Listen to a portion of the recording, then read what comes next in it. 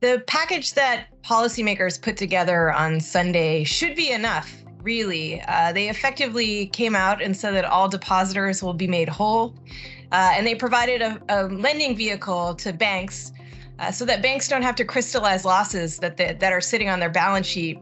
They can instead hand those assets like US Treasuries over to the Fed at par.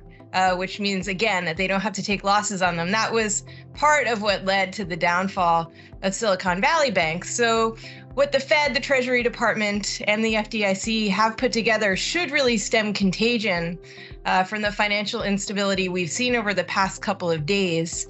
There isn't a whole lot more that the Fed can actually do beyond what it has. It's already addressed this idea that businesses might worry that they might not get their deposits out.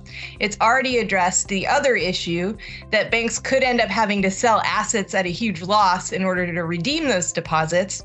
So I don't think that the Fed's going to pause at its next meeting in just over a week. I think the Fed will hike rates by 25 basis points. That's what I thought before this financial instability hit.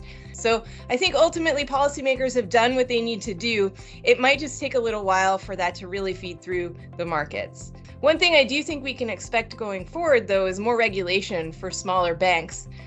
Most countries, other than the US, actually apply the Basel III rules to all of their banks. In the US, the Basel III rules and their requisite ratios are only really applied to the systemically important banks, the biggest banks.